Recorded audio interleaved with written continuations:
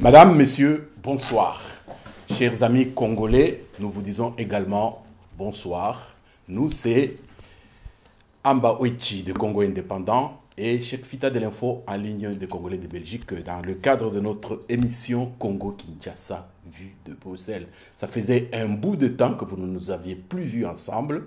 Nous venons de corriger cette disparition momentanée qui est due à des raisons qui sont indépendantes de nous. Et pour aujourd'hui, nous recevons un homme politique congolais. Il s'appelle M. Frédéric Boyenga Bofala. On ne peut pas se voiler la face. Oui. Il y a eu des élections. On peut parler de tout. On ne peut pas ne pas parler des élections. Et je pense que c'est avec cela que nous allons commencer avec notre invité. Mais sinon, il faudrait que les spectateurs qui nous suivent puissent un peu cerner le personnage qui a l'honneur de venir à notre émission. Tout à fait. Monsieur Frédéric Boyenga Bofala est né le 3 février 1960. Il est docteur en droit international public et il a été enseignant à l'université de Lille. Depuis 2001, il est président du parti Union pour la République, mouvement national. C'est un écrivain prolifique. Il a produit plusieurs réflexions sous forme de fascicules. On peut citer en désordre Agenda pour le rétablissement et le maintien de la paix dans la région des Grands Lacs, Congo-Zaïre réfère la République, Congo-Zaïre notre cause, au nom du Congo-Zaïre, de la fin de la crise des Grands Lacs à la nouvelle alliance et comment sortir de l'impasse politique pour relancer et achever le processus démocratique et électoral. Merci bien. Et je disais, il y a eu des élections dans notre pays. Des élections qui auraient dû avoir lieu il y a déjà 2 ans. Elles ont eu lieu. Quel est votre regard sur ce qui s'est passé? Ces élections qui devaient être une élection pour une alternance pacifique se révèlent être une élection de la discorde. La discorde parce que cette élection a jeté les Congolais dans une division terrible. Et cette division est inquiétante pour l'avenir du pays. Je pense qu'en responsable, nous devons taire nos ambitions personnelles et cheminer vers une solution qui évitera que les Congo demeurent dans les chaos dans lesquels il est plongé depuis un certain temps. Mais de manière globale, comment avez-vous trouvé l'organisation, le déroulement, la publication des résultats provisoires par la CENI de manière globale? Et les résultats eux-mêmes? Non. L'organisation, il faut le dire, il est chaotique. Sinon, nous ne serons pas là. Je vais revenir un peu en arrière 1 minute.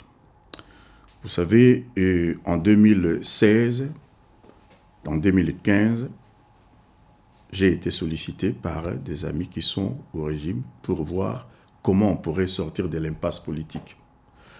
Et dans cette démarche, il y avait aussi les problèmes du processus électoral. En 2016, j'ai produit cette fascicule que vous dites, dans laquelle j'ai préconisé les solutions à régler avant d'aller aux élections. La préparation était chaotique. Lorsque vous voyez déjà que l'élection qui était prévue le 23, les Congolais patientent jusqu'au 30.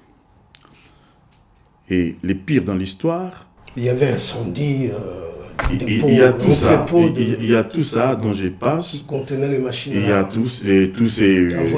voilà, tout ça. Et puis, bon, on voit l'organe censé organiser les élections qui décrète une partie des territoires. Et voilà, il ne peut pas faire des élections. Alors, ce n'est pas de sa compétence.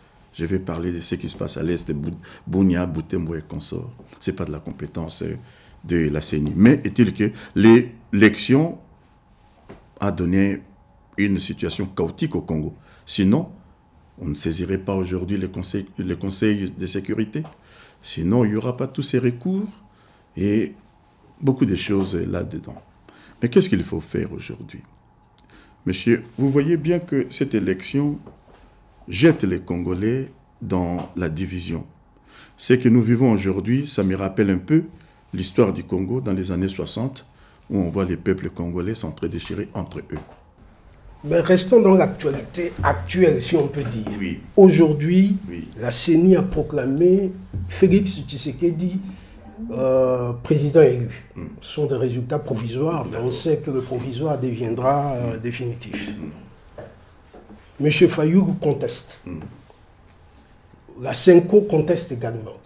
Mais qu'est-ce que vous pensez de tout ça? Peu importe la décision que la Cour donnera, cette décision-là divisera les Congolais. Parce que l'élection a été mal faite. L'élection a été mal préparée. Si aujourd'hui, la Cour invalide les résultats, au motif que, voilà, M. Tshisekedi, les résultats ne correspondent pas à ce qu'on lui a fait miroiter, il y aura bien entendu des Congolais qui vont s'opposer. Et vice-versa. Si aujourd'hui, M. Fayoulou est reconnu, si vous voulez, entre guillemets, comme étant les gagnants des élections, l'autre parti, je vais dire l'autre parti en conflit, rejettera cette solution. C'est-à-dire, nous sommes dans l'impasse, qu'il faut penser autrement si nous voulons éviter encore un chaos pour notre pays. Et de mon côté, j'ai fait des propositions, je l'ai fait, on en parlera. Mais est-il que, aujourd'hui, nous sommes dans la division. N'ayons pas peur des mots, les Congolais, on nous a inoculé le venin de la division. Et ce venin de la division fera mal à notre pays si nous ne prenons pas garde. Parce que même si le Conseil demande aujourd'hui, comme il le fait, Conseil de sécurité, j'entends dire, il faut recompter le voix. Mais vous raconterez quelle voix quand on voit les sacs des enveloppes à Bukavu dispersés par-ci, par-là. À l'heure où nous parlons, nous ne sommes plus sûrs de détenir tous les éléments de l'élection. Tout ça va nous créer un problème. Peu importe, je l'ai dit, les résultats qu'on donnera aujourd'hui là, ça posera des problèmes. Moi, j'ai pensé à une autre solution démocratique. Avant d'aller à la solution, oui. Vous pensez à quel moment est-ce qu'il y a eu un point de non-retour vers la crise? On ne fait pas une réunion pour trouver un candidat unique après que les personnes aient déjà déposé leur candidature. On le fait avant. On se coalise avant. On dit, ben voilà, telle personne va représenter nos couleurs et c'est l'unique personne à qui on va déposer sa candidature. Ce qui s'est passé au Congo, c'est quoi? Bon, tous les candidats étaient là, ils ont déposé leur candidature et puis après on s'est dit non, on s'est réunis pour trouver un candidat unique. Mais les autres candidats n'ont jamais retiré leur candidature. Le conflit a commencé par là. Nous avons vu partout. En France, on te disait, la gauche s'est réunie pour avoir un candidat unique. C'était avant les dépôts de candidature. Tout ça nous a créé des problèmes. Mais aujourd'hui, il faut dire une chose. Si nous sommes là, c'est à cause des méthodes utilisées par la CENI. La CENI a pris beaucoup de temps et la CENI a utilisé aussi des moyens qui n'étaient pas constitutionnels. Si vous prenez l'histoire de la machine qui nous pose vraiment de problèmes aujourd'hui, et il me semble que dans notre constitution, il n'a jamais été question des machines à vote. Ça nous pose des problèmes. Mais on passe parce que les Congolais sont allés quand même aux élections. Aujourd'hui, s'il y a cette contestation, c'est qu'il y a un vrai problème. Il y a un vrai problème. La question, ce n'est plus de discourir sur la crise. La crise est là. Vous pouvez, en quelques mots, pour ceux qui nous suivent, dire voici la crise, quels sont les éléments de crise? Il n'est pas interdit. Il n'est pas interdit que les Balouba votent pour M. Tshisekedi parce qu'il est Moulouba. C'est qui, si M. Tshisekedi, écoutez-moi bien, si M. Tshisekedi a un programme qui résout les questions de la nation, il n'est pas interdit aux Balouba de voter pour lui. La seule question qui poserait, le seul élément qui poserait question serait si les Balouba votent pour Tshisekedi uniquement parce qu'il est Moulouba. Ça, c'est autre chose. Mais on ne peut pas interdire aux Balouba, parce que si vous interdisez aux Balouba de voter pour Tshisekedi, et l'autre frange non-Balouba qui vote pour Tshisekedi, qu'est-ce que vous en faites? Il y a quelque temps, on a dit ça aussi au Swahili. Ah, beaucoup de monde attend beaucoup Silis. Mais ce régime-là n'est pas un régime de Swahili. Ce n'est pas parce qu'il y a quelques Swahili qui sont au pouvoir, comme c'est fait à l'époque de Mobutu, les gens de l'Équateur, que c'est les régimes de l'Équateur. Après, vous avez vu dans quel état on a laissé l'Équateur. Et aujourd'hui, dans quel état? Si les régimes étaient des Swahili. Mais pourquoi les Katanga est encore dans ces conditions-là? Non, c'est des gens qui ont, comme dans toute politique, moi, ce que je suis en train de mettre en garde, c'est ces faits-là. Aujourd'hui, on voit les gens des Bandundu, entre guillemets, quand on dit Bandundu, et les Balouba sont en train de déchirer bêtement.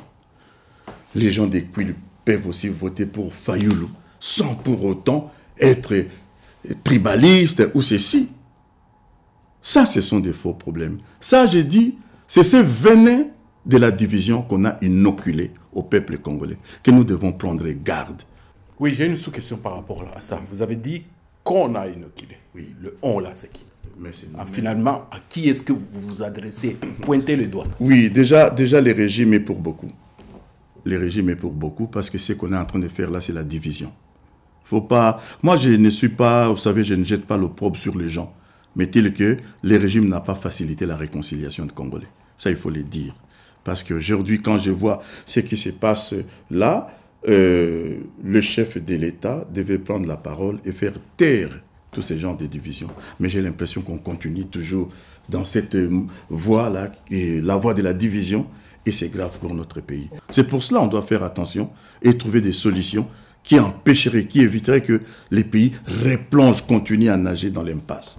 Parce que cette impasse, messieurs, cette fois nous serons nous-mêmes responsables de l'éclatement du pays. Quand je dis nous-mêmes, nous-mêmes Congolais, ne venez pas accuser les autres qu'ils ont un plan machiavélique pour diviser le Congo. Cette fois, nous en sommes responsables nous-mêmes.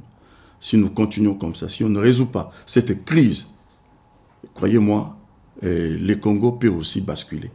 Vous avez dit on, c'est bien, maintenant vous avez dit nous. Oui, oui, dans ce nous-là, oui. Il y a, comme vous avez dit, le peuple qui n'est pas tellement responsable, mais entre ce que le peuple fait et le nous-là, il y a qui? Nous avons notre part de responsabilité en accompagnant. Monsieur Fita, souvenez-vous, Monsieur Chirac a dit une fois, parlant de la collaboration des Français durant la Deuxième Guerre mondiale, et c'était simple, l'ennemi dans sa folie criminelle a été accompagné par les Français. Ce qui se passe chez nous, ce n'est pas différent. Nous-mêmes, nous accompagnons les mal. Nous-mêmes, nous sommes les responsables du mal. N'allez pas toujours accuser les autres. Parce que cette élection, on pouvait les bien faire. On a eu tout le temps pour les bien faire. Et que l'alternance se passe pacifiquement. Là, ça ne se passe pas. Ça ne se passera pas. Qu'est-ce qu'il ne vous dit pas que c'est la fin de la République, là? Aujourd'hui, c'est une date historique, entre guillemets. Le 16 janvier 2001, disparaissait Laurent Désiré Kabila. Parce que nous ne pouvons pas parler du système actuel sans évoquer celui qui a été en quelque sorte le géniteur, qui a fini par qualifier ses amis de conglomérats d'aventuriers. Qu'est-ce que ça évoque pour vous, le 16 janvier 2001? Bon, si vous dites le 18, je vous dirai paix à son âme. Hein? Comme on peut toujours dire. Vous savez, chez nous, on est bantou, on a du mal à dire du mal des morts. Donc, paix à son âme. Mais sur son action, il faut dire quand même que son action n'a pas été à la mesure des attentes. Les Congolais, l'espérance de voir les biens poindre à l'horizon n'a pas correspondu à la démarche politique que le président Laurent Désiré Kabila a enclenchée. La preuve, il ne faut quand même pas oublier, ce que nous vivons aujourd'hui, c'est quand même son héritage, même si les héritiers peuvent toujours se détourner de la voie tracée par les pères du changement. Je vais parler de Laurent Désiré Kabila. Mais ce n'est pas parce qu'une personne est décédée qu'on ne doit pas les responsabiliser. Il a aussi une part très importante dans la situation actuelle. Pourquoi? Parce qu'à ce moment-là, lorsqu'il arrive au Congo, il n'a pas fait confiance aux Congolais. On a préféré, comme toujours, faire confiance à l'étranger et ça nous a amenés là.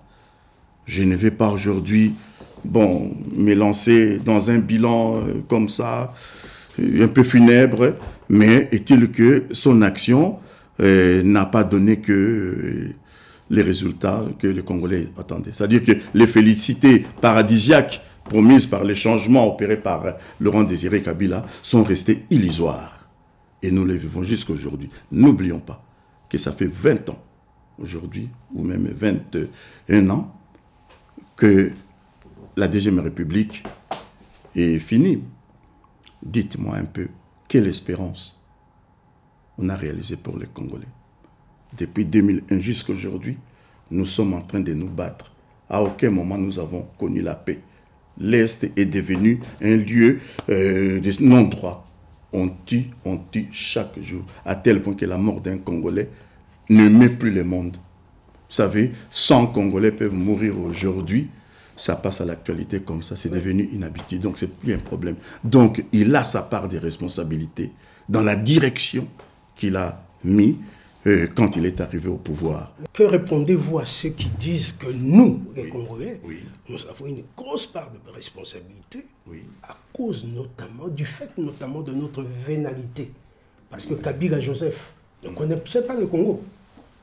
Il a dû faire appel à des gens qui connaissent. Il leur a donné des postes, de l'argent. Oui, notre vénalité. Mais M. Amba, le Congo est en train de mourir à cause de ses propres turpitudes. Les turpitudes de ses propres fils. Même ce que nous sommes en train de vivre aujourd'hui là, quand on est en train d'opposer aujourd'hui les Bandundu aux Kassaïens, et nous applaudissons. C'est nous-mêmes qui en sommes responsables. Non, il n'y a personne qui a applaudi. Non. Applaudir, ou bien, vous savez, l'inaction, c'est une forme, vous savez, quand on condamne comme ça de bout de lèvres, c'est une bonne chose. C'est ces poisons-là que j'ai dit qu'on a inoculés là. Si on nous divise, M. Amba, c'est parce qu'on a constaté que nous sommes divisables. On ne divise pas les gens qui sont soudés. Nous sommes divisables et on sait comment nous diviser. Il faudrait bien sortir de la crise. Oui. Au jour d'aujourd'hui, il y a eu des élections. Bien sûr. La Cour constitutionnelle a été saisie et va rendre son arrêt incessamment. Il y a des choses sur lesquelles on ne peut plus. Il y a des choses sur lesquelles on peut. Que pouvons-nous? Le Congo n'a plus d'avenir. Le Congo n'a pas d'avenir juridique. Je vais m'expliquer. N'a pas d'avenir juridique, politique, alors économique, n'en parlons pas. Juridique, quand je vois l'œuvre de la Cour. La Cour est là pour dire les droits, rien que les droits et les bons droits. La Cour ne peut pas devenir un instrument politique et répondre selon les contingences. Vous voyez partout dans le monde, même la Cour suprême des États-Unis, une fois un membre est nommé. Le juge à la Cour, il n'obéit plus à celui qui l'a nommé. Vous savez ce que ça s'appelle. Chez nous, ce qui est grave, la justice est au service de la politique. Mais pas une politique nationale. Ça, il faut faire attention. Moi, je crois qu'il faut encourager la Cour, mais la Cour doit dire le vrai droit, pas les droits sous bassement de la politique. Et j'ai parlé de manque d'avenir politique. Dites-moi un peu, comment au moment où nous sommes en train de parler, on n'est pas encore fini les contentieux électoraux pour les élections présidentielles, on nous dit déjà que, oui, les résultats pour les législatives sont connus. Dites-moi un peu, vous jouez ou quoi? Quand est-ce que les Congolais vous serez responsables? Quand est-ce que vous deviendrez des hommes responsables et qu'on vous respecte? Et vous voulez qu'on accepte de tels résultats? Dites-moi un peu, comment est-ce que un candidat qui a été battu avec son projet, je parle du candidat proposé par les régimes, avec étiquette FCC, et vous allez retrouver maintenant les FCC là majoritaires à l'Assemblée, par quelle alchimie? Ça, dire ça ne veut pas dire s'attaquer aux uns aux autres. Dire que nous devons être responsables. On doit quand même essayer de penser à ces pays. Parce que ça, quand on va contester ça, vous direz quoi? Les prévisions, là, qu'on nous donne, et tout ça, si c'est ça, la vérité, je crois que nous ne sommes pas sérieux. Nous-mêmes, nous sommes en train de créer les conditions de la destruction du Congo. Et si vous ne faites pas attention, le Congo disparaîtra. Faites attention à ça. Que faire? Je vous ai dit tout à l'heure, peu importe les décisions que la Cour donnera, les Congolais seront divisés. Si aujourd'hui on confirme Félix Tshisekedi, l'autre parti contestera parce que les données dont il dispose montrent le contraire de ce qui a été dit. Et vice-versa.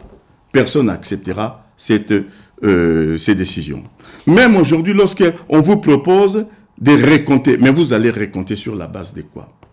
Tout ça, même si vous recomptez, après recomptage, les résultats que vous prononcerez mécontentera toujours une partie et nous serons divisés. Et moi, j'y ai pensé à quelque chose. Je me suis dit, parce que l'affaire est pendant, l'affaire du Congo, est pendant devant le Conseil de sécurité. Quelle est la meilleure façon de départager démocratiquement les deux candidats en lice? Quels sont les deux qui restent là, sur lesquels nous avons un problème? Comment faire? Eh bien oui, je vais vous surprendre. Je vais dire, à une situation exceptionnelle, mesure exceptionnelle, je propose que nous adoptions un deuxième tour qui n'engagerait que les deux candidats. Et je me suis dit que cette proposition doit être déposée au Conseil de sécurité. Pourquoi?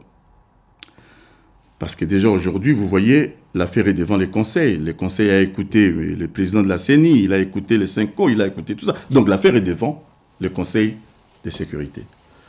Or, ce n'est plus un secret, c'est qu'aujourd'hui, on constate qu'il y a menace de paix au Congo.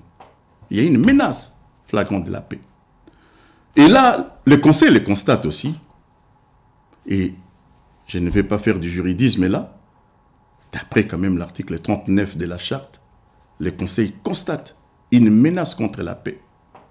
Peu importe la menace, mais une menace contre la paix. Il fait des recommandations pour maintenir et rétablir la paix.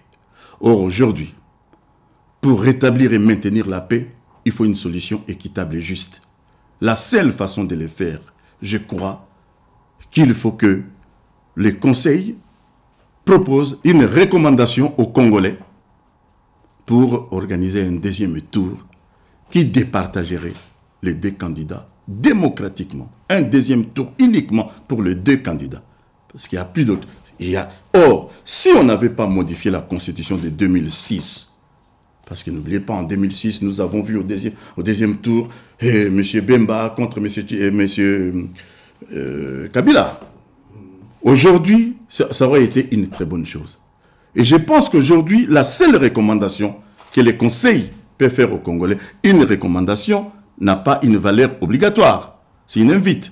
Inviter les Congolais à ce qu'ils adoptent cette solution-là et on répare aux urnes rien que pour le deuxième tour qui opposerait les deux candidats en lice.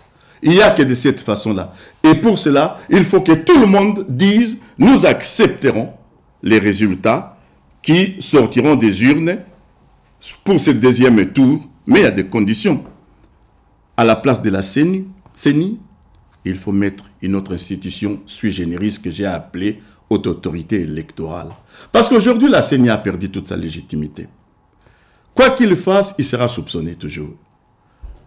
Nous pouvons mettre là en place une autre institution sui generis, rien que pour ce deuxième tour-là, qui organiserait à la place de la CENI ce deuxième tour. Au moins là, celui qui sera battu ne contestera pas. Parce qu'on sait que ce serait la volonté des Congolais. Mais je sais, je rêve peut-être.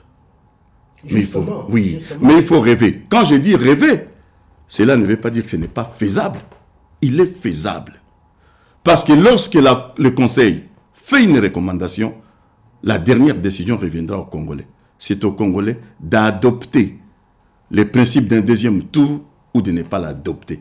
Donc, la seule base sur laquelle les Congolais adopteront, ça c'est un consensualisme. Nous sommes d'accord d'aller au deuxième tour. Constitutionnellement, ça n'existait pas. Ce n'est pas une solution qui est dans la Constitution. Elle existait en 2006, elle n'est plus. Mais je pense qu'aujourd'hui, nous pouvons y recourir. Mais à une seule condition, que nous acceptons tous, voilà, la seule façon de sortir de la crise, pour sauvegarder la paix, la cohésion de notre pays, allons au deuxième tour. Officiellement, sur le plan international, c'est Joseph Kabila qui engage le Congo. Non, quand l'affaire est devant les conseils de sécurité, parce que c'est les Congolais qui sont allés devant les conseils, il n'y a que les conseils qui ont la compétence d'élaborer des recommandations ou résolutions. Si ces recommandations, Joseph Kabila aura toujours son non. Lorsqu'il y a une recommandation sur cette crise-là qui oppose deux camps et les Congolais, on va réunir tous les protagonistes. Il y a ce que vous appelez la société civile, il y a la partie, comment ça s'appelle, la Mouka, et tous ces partis-là, nous allons nous mettre tous ensemble, adopter la solution d'un deuxième tour ou pas. Ce n'est pas l'affaire du président. Parce que là, ce n'est plus l'affaire du président. C'est une affaire d'un consensus national. On dit, voilà, nous sommes bloqués. La seule façon d'en sortir, c'est mettre encore ces deux personnes-là, les renvoyer aux urnes. Il n'y a que cette solution-là. Ça va nous coûter cher, mais c'est au moins les prix à payer pour sauvegarder la paix et la tranquillité au Congo. Et aussi, pour une telle élection, nous n'allons pas pratiquer la machine. On revient au bulletin. Déjà, il y a un problème fondamental. Lequel? Il n'y a pas de base juridique au regard du droit interne pour qu'on puisse instaurer, même à titre exceptionnel, un second tour. Quand une action est devant les conseils de sécurité, et je dis bien, je n'ai pas parlé des résolutions, je dis bien une recommandation. Quelle est la base juridique? En l'espèce, c'est le consensus des Congolais. Il n'y a pas question de base juridique pour résoudre une crise politique. Ici, nous sommes dans une crise politique et non juridique. La crise est politique et sociale. Qu'est-ce qu'on fait? Le Conseil prend une recommandation. Il dit, bon, Congolais, voilà, vous êtes dans cette situation-là. La seule voie de sortie, c'est opposer les deux protagonistes. On n'a pas besoin d'une base juridique en droit interne. Ce n'est pas la question. C'est un consensus national qu'on cherche sur une telle question. Mais je crois que vous n'ignorez pas que le Conseil de sécurité est tiraillé dans son sein. Non, ça c'est autre chose. La Chine, la Russie sont plus ou moins du côté du pouvoir actuel, avec l'Afrique du Sud, au nom de la SADC. La France, les États-Unis et la Belgique aussi. La Belgique comme membre non permanent avec l'Afrique du Sud. Donc ils sont, et la France, on l'a cité déjà, sont d'un autre côté. Mais, ne perdons pas de vue, le Conseil de sécurité a déjà préconisé un dialogue entre les différents acteurs. Alors, dites-moi, vous qui évoquez la base juridique, il en est où la base juridique de ce dialogue? C'est pour vous dire, ici, il ne s'agit pas de base juridique. Il s'agit de solutions politiques pour réunir les Congolais et trouver une solution. Il n'y a pas de différence, M. Amba, entre les dialogues dont vous préconisez là et qui va nous prendre du temps et du temps. Vous connaissez les dialogues au Congo. Et une décision de dire, stop, on va aux élections deuxième tour. Des candidats uniques. Et nous enlevons toutes les questions qui ont posé problème. La machine, les CENI, on peut les faire et même rapidement. 6 mois au moins. Pas forcément, parce qu'aujourd'hui, il y a beaucoup de choses. Nous connaissons les centres, les centres électoraux. Il y a beaucoup de choses qui ont été déjà mises. Mais malheureusement, je peux vous dire, on aura besoin du soutien logistique de la communauté internationale. Je vais être franc, ça. Parce qu'on a eu beaucoup de retard là aussi dans l'organisation des élections, à cause d'abord de l'état physique de notre pays. Et puis autre chose, Monsieur Amba, ça c'est une question très sensible pour moi. Je vais dire aux Congolais, à vous tous là. Vous savez, la position géographique de notre pays, dont vous en faites comme si un élément stratégique d'importance, c'est aussi un élément de notre vulnérabilité. Le Congo est un pays vulnérable par sa position géographique. 9 frontières. Toutes les crises qui sont dans des pays frontaliers ont des répercussions au Congo. Non seulement on est dans cette position-là, et on est quasi enclavé. Donc nous sommes obligés d'avoir un État fort. Mais un État fort, on ne peut pas l'avoir dans les temps où nous sommes aujourd'hui, très divisés. Et ça, je reviens aussi à dire la façon que les choses ont été conduites durant 20 ans, il faut les reconnaître, c'est un échec. Nous avons connu un échec. Une décentralisation mal ficelée. Ça, ceux qui sont des aînés ici les diront. Qu'est-ce qui a fait la chute du gouvernement à Doula? Ce n'est pas les provinces 7. Je ne comprends pas que vous allez vous inspirer des solutions qui ont poussé les Congos dans l'abîme depuis des années. Vous parlez de découpage territorial. Mais oui, parce qu'on fait attention. C'est ça qu'ils ont commis, la bêtise entre décentralisation et découpage territorial. Ça, c'est des choses différentes, mais on ne va pas s'y perdre là. Oui. Revenons sur la chose. Faites attention à la situation géographique de votre pays. Si vous ne faites pas attention, ça va nous emporter aussi, si nous ne sommes pas conscients, si nous ne sommes pas responsables. C'est pour cela. Dialogue. Pourquoi dialogue? Alors qu'aujourd'hui, nous sommes dans une solution électorale, dans une crise électorale. Parce que lorsque vous dites dialogue, c'est pour dire quoi? On accepte un tel Premier ministre et l'autre, ceci, cela, et on tait la crise. Ça va réjaillir. La SADC a même proposé la formation d'un gouvernement d'union nationale. Je suis en train de me poser la question si on a même besoin d'appartenir à tous ces organismes-là. Parce que je ne sais pas si ces organismes-là travaillent pour la stabilité et le bien-être du Congo ou c'est pour autre chose. Je ne suis pas un enfant. Je n'accepte pas ce qu'a dit la SADC. Parce qu'ils ne sont pas plus réfléchis que nous. Vous avez tendance à accepter. Vous voyez, moi, j'irai à la SADC pour chercher la solution au problème de la RDC. Oui, qu'on me punisse. Mais ça, non. La position de la SADC n'arrange pas les Congolais. Un élément qui était important, regardez les revirements. Il y a quelques temps, là, tout le monde a acclamé le fait des récomptages. Je sais que ça fait mal d'un camp à l'autre, ça c'est un problème, c'est vrai. In subito, cette position est rejetée, on n'en parle plus. Il semble que le communiqué a été signé par un conseiller du président zambien. Mais oui, mais si vous n'êtes pas organisé chez nous en Afrique, qu'est-ce que vous voulez imputer la responsabilité à qui? C'est nous.